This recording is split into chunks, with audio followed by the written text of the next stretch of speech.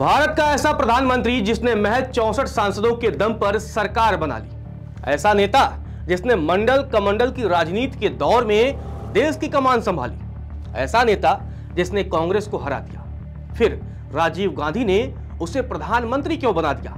हम बात कर रहे हैं वीपी सिंह की सरकार गिराने में अहम भूमिका निभाने वाले चंद्रशेखर की। नवंबर 1990 में चंद्रशेखर ने अपना समर्थन वापस लिया तो वीपी सिंह की सरकार गिर गई। दरअसल प्रधानमंत्री बनने के बाद से वीपी सिंह अपने तमाम फैसलों को लेकर लगातार विवादों में घिरे रहे। 7 अगस्त 1990 को वीपी सरकार ने मंडल कमीशन की सिफारिशों को लागू करने का ऐलान किया, जिसमें ओबीसी के लिए 27% आरक्षण की व्यवस्था थी। मंडल कमीशन की रिपोर्ट लागू होने के बाद सवर्ण छात्रों ने वीपी सरकार के खिलाफ जबरदस्त विरोध प्रदर्शन किया। ऐसे में बीजेपी ने मंडल की राजनीति के खिलाफ कमंडल की राजनीति शुरू कर दी। लालकृष्ण आडवाणी ने राम मंदिर को लेकर रथ यात्रा निकाली, लेकिन वीपी सिंह के कहने पर लालू यादव ने बिहार में आडवाणी को गिरफ्तार करवा दिया। इसके बाद बीजेपी ने वीपी सरकार से अपना समर्थन वापस खींच लिया, जिसके बाद वीपी सिंह ने इस्तीफा दे दिया। वीपी सरकार गिरने के बाद चंद्रशेखर अपने 64 सांसदों के साथ जनता दल से अलग हो गए। चंद्रशेखर ने समाजवादी जनता पार्टी बनाई।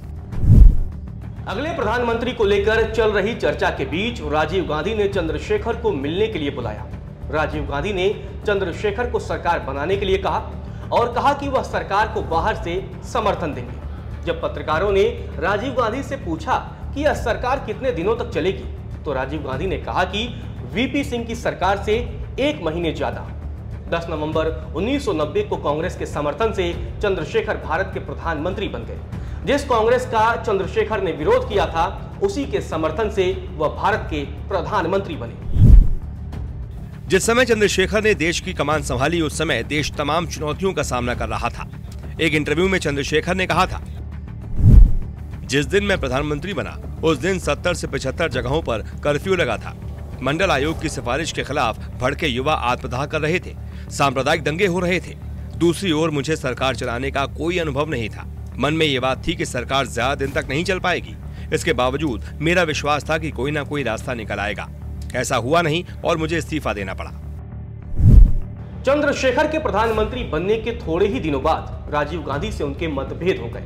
सरकार को महज 3 महीने ही बीते थे कि कांग्रेस ने अपना समर्थन वापस ले लिया, जिसकी वजह से चंद्रशेखर सरकार अल्पमत में आ गई। 6 मार्च 1991 को चंद्रशेखर ने प्रधानमंत्री पद से इस्तीफा दे दिया।